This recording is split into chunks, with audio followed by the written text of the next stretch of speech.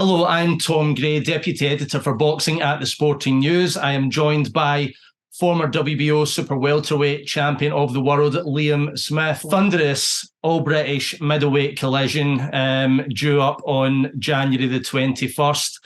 Conjures up memories of Eubank versus Ben versus Watson. Tragically, I'm old enough to remember all of them. First question. When you look up junior middleweight in the dictionary, there's usually a picture of Liam Smith staring right back at you. You've been at that weight for so long. Has this move up been a necessity for you, or is this all about just getting Chris Eubank Jr. in the prize ring? It's been optional. I want big fights. I want world title challenges, and the belts were tied up a little bit at 154. Charlo holds all four, so we've got mandatories to deal with. Tim Zoo being one. I've been offered Chris Eubank at 160. I thought, yeah, okay, I'm confident I'm big enough and strong enough for 160.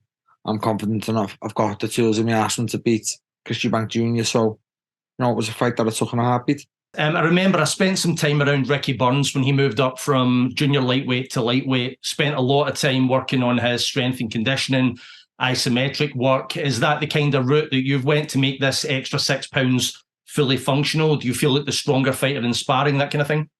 Just the same strength conditioning work I've always done. The extra 6 pounds is going to be less drag on a weight cut on my body. We're yet to see whether that takes a little bit out of me or not. Getting to 154. I've done the same strength work I always do, like I say, but just we're going to have a bit of a less drastic weight cut, shall we say. But look, 160 is not easy for me either. And like I said before, I'm coming down to 160. That was all part of. I've got no worries or no qualms about going to 160.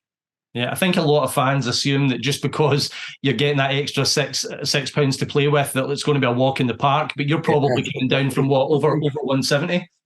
Yeah, of course. Look at me now. To look at me 5-6 weeks ago. Obviously, I still have to come down to 160, and don't be fooled because it's at 160 thinking, Chris Eubank's like going to walk all over me or something because it's at 160. Chris Eubank's a big 160, so be it. But we're yet to see how we can do the rounds at 160. Sure. I think that's your 4 fights in now with Joe McNally. How's that partnership been working out? Yeah, good. Obviously, Joseph and Declan as a partnership, we've gelled well, and we're on a good run of form. We probably should be on a better run of form. The Russia fight should not have been a loss, but is what it is. It's gone now, and it hasn't put a dent in me pathway, shall we say. I'm on top of the bill. Sky Sports pay-per-view against Chris Eubank Jr. in a mouth-watering clash that people are talking about. So it's only going to get bigger this week also. Great. I've watched the vast majority of Chris Eubank Jr.'s fights. Seems to me, and I'm not speaking all the time, but when he senses weakness, he'll jump all over an opponent, maybe try and get a quick, flashy stoppage. But if there's a serious threat, he can box a long game. Was that? Please do. I hope he does that with me.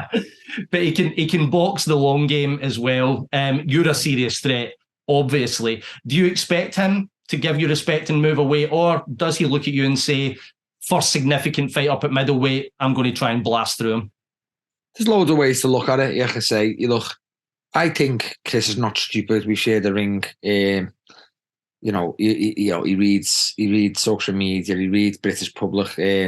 He's not stupid. He knows he's in a fight, but he could look at it as like my last fight against Hassan. I started quite slow. He could try and capitalise on that, but again, be my guest. You want to shoot your shot early doors. Make sure you don't miss, mate. That's all I'm saying to him. So, if he comes for me to have a fight, he knows I'll be fire with fire. Then he's got to do that. And if he's got the legs to do that at 160 for 12 rounds, because he knows. Like, shall we just say he's going to have to do some, and he's going to have to go some to budge me. Not many people have, if any. And Canelo done me with a body shot. It's the best fight in the world. Nobody else has come close. Chris Eubank Jr. is not going to come close either. So, if he comes to me early doors, he's in for a long night.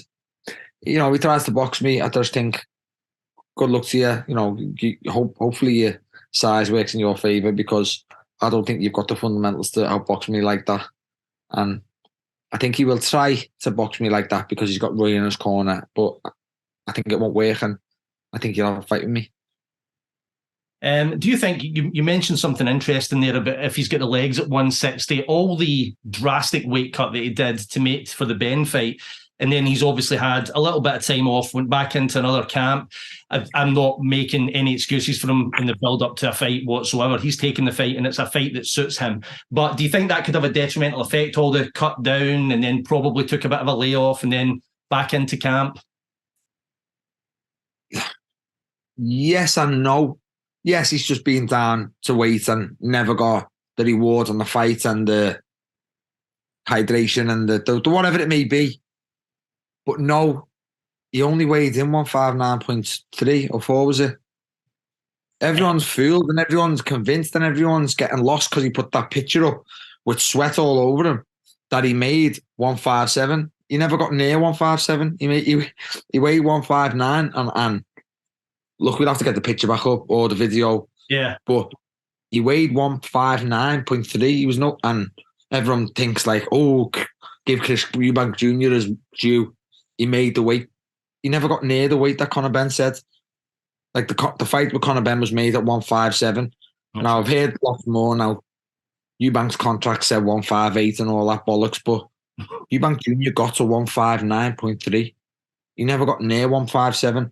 So okay, you still got under the 160 mark, and you didn't have to, but he never got near the weight. People are convinced that he still made that weight that the fight was at. He never, and that's a fact. I hear you. The other thing you mentioned is that because he's got Roy Jones Jr. in his corner, he might try and box in a certain way. Do you think that Chris has got there's a bit of an identity crisis there, that he starts boxing like the trainer that he's got in the corner used to box? I don't think anyone can mimic Roy Jones Jr. I think you would agree with that. I mean, has he always struggled really to find his own identity in the ring? Yeah, but look, I've always said, and I give him his due. Like, again, I mean this as a respect side to it. Like, I give you your due. I feel like he's trying to learn under Roy. Let's have it right. He hasn't tried nothing anybody's ever taught him. He's just tried to fight his own way, and it's got him so far. Then I'll give you your due. You're trying to do stuff Roy's telling you. That being said, like, I don't think he does it well, but he got away with it because of the knockdowns with Liam Williams, and you know, more needed to be looked into Liam Williams on that reason why Liam was getting dropped with jabs. Andrade might have finished Liam Williams or not, we don't know, but whether Williams killed himself to make weight, done the weight wrong, he got dropped with jabs, and that was just, you know, uncharacteristic for Liam Williams in that sense. It's not like they were solid jabs, and okay, but Eubank has got a good jab, but not enough to drop you like that. So he got away with fighting like that. To a certain extent, he dropped Liam Williams 4 times. It's very, very hard to win a fight on a point decision if you get dropped 4 times. So, you know, strip it all back. I don't think he does the style very well, but you know, we'll soon see. He might get in and box my head off like that, but like I said, I can't see it. I had a look at the highlights of The Gloves Are Off, and I'm paraphrasing, but he said something along the lines of, you don't put in the work in the gym, and there was a bit, you looked actually quite amused by it. He didn't. Yeah, no, he backtracked. He backtracked straight away. He backtracked. I said to him, you know, he said, you're a dirty fighter, and that means you don't put the work in the gym. I said, Chris, you can't have the career out. He said, yeah, to a certain extent, yeah. And he just knew what he said. What he was trying to say is like, I just think he's trying to already give the heads up, like, no dirty tactics with me, and just that I don't know. For you to even say that, I just think you've got a bit of like, I don't know. I just think he's got a little bit of, not fear, but a little bit of nerves already, I think.